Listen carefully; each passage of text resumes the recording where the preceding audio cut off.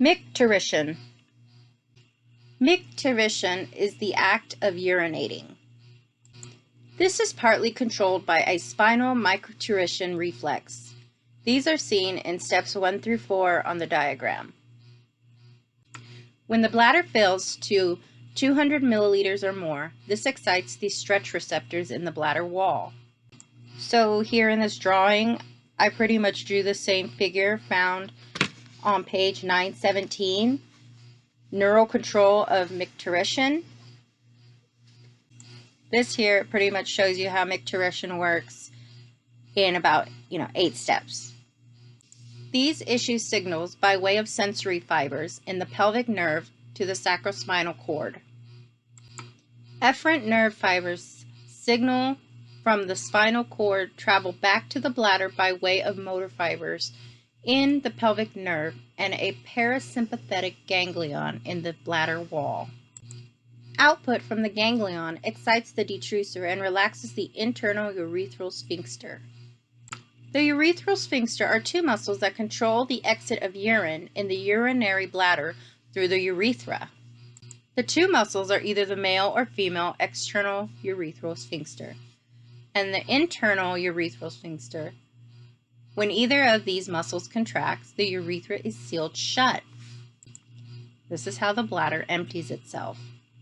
If there was no voluntary control over urination, this reflex would be the only means of control, which is the case in very young children and in people with spinal cord injuries that disconnect the brain from the lower spinal cord.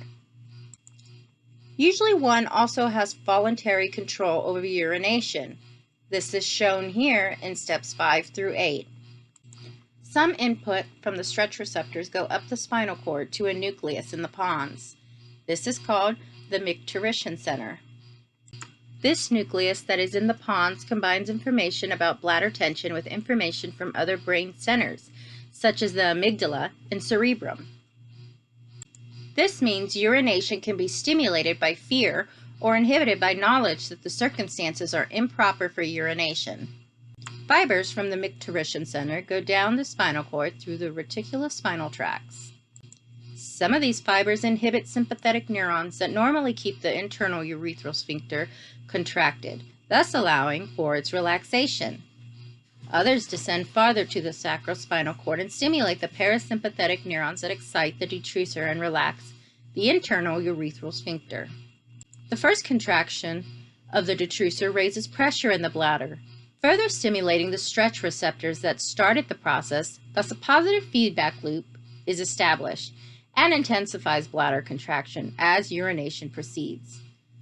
Therefore, the bladder, to start emptying, the last thing it must do is to overcome the external urethral sphincter.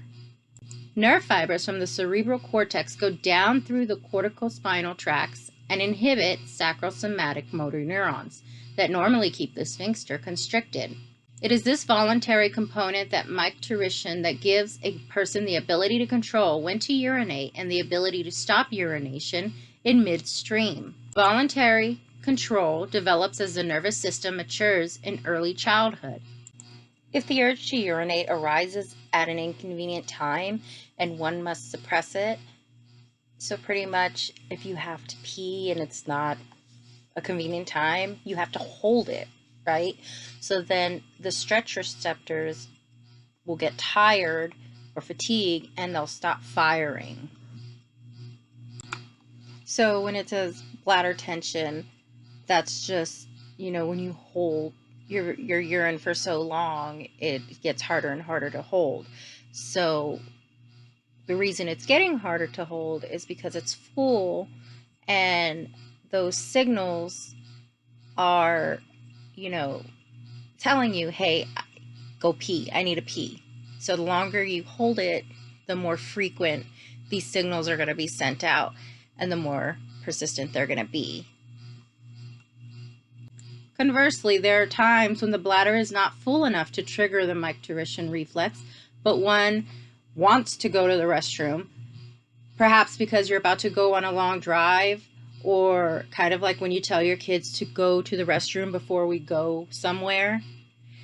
When this happens, the Valsalva maneuver is used to compress the bladder, and this stimulates the stretch receptors early, then this gets the reflex started. The Valsalva maneuver also aids in emptying the bladder.